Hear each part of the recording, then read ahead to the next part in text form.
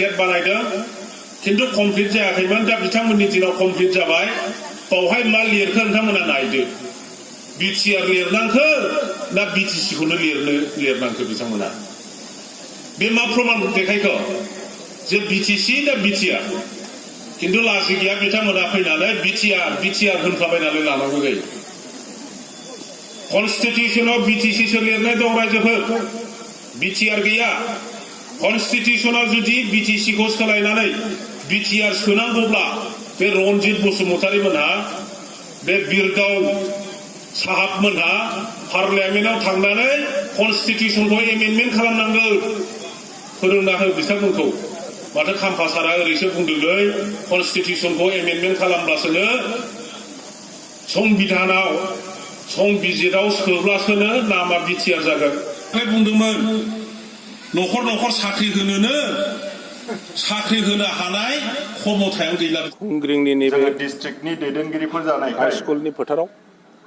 सेरावनो जोंहा BPFनि अफिस दं बे अफिस सेरावनो जोङो जोंनि चिरां डुवार्स ब्लक कमिटि मोनफ्रोमबो प्राइमारिनि वार्कार्सफोरखौ लानानै जोङो जोंनि राजनितिनि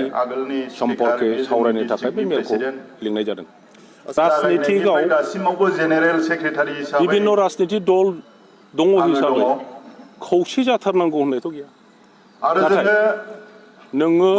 आङो जायखि राजनिति दलाव थाया मानो बयहाबो जुदि ओनसोलनि सिन्था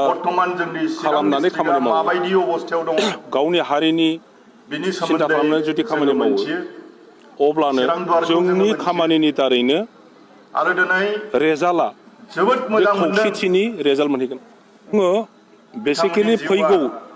इलेक्शनखौ बेस खालामनानै दा गामि प्राइमारि ब्लक मोबिलाइजेशन प्रग्राम जों लादों UPPL आरो BTC सरकारा ओनसोलनि जौगानायनि नामावहाय दा मा खालामगासिनो दङ परिबर्तननि नामावहाय मा खालामगासिनो दङ BTC ओनसोलनि जौगानायनि जि रां थाखा फैसा बे थाखा फैसाखौ UPPL नेताफ्रा BTC आव माबोरैहाय कारापसन खालामगासिनो दङ ओनसोलाव खुनु धरनि दासिमबो सरकारि आसनि जायाखै बेफोर खोथाखौनो जोङो रायजो राजाफोरनो खोन्थागासिनो दङ रायज्लायगासिनो आं नोंथांनावनो सोंनि नोंथांमोना जार्नालिस्ट रिपर्टार गामि हाबो जेरावबो थाङो बयजोंबो सावरायलायो जोंनिफ्राय नोंथांमोनहानो बांसिन निश्चय नलेज थागोन इनफरमेशन दं नोंथांमोनाव जे बबे जायगायाव UPPL गभर्नमेन्टआ दासिम बेसेबां थांखो समा 2020 आव सरकार दादों दिनै 2022 सेप्टेम्बर लास्ट दिनैनि दिनसिमाव बबाहाय LP स्कुल गंसे लुखो बबाहाय कालभार्ट गंसे बानायखो बबाहाय हेल्थ साब सेन्टार बानायखो अबाव मा बानायखो नोंथांमोननि दारैनो आं मिथिनो लुबैयो रन्जन दैमारिया बर'नि सासे नेता सोरबा मानियो सोरबा मानिया बे आलादा खोथा खिन्थु रन्जन दैमारिया बर'नि सासे नेता बेखौ जों बयबो मानिनांगोन मानिनाया मोजां दा बे नेताया जेल जादों बिथांखौ लाइफ सेन्टेन्स होदों बिथांनि लाइफ सेन्टेन्सनि पिरियडआ टाइमा जोब्बाय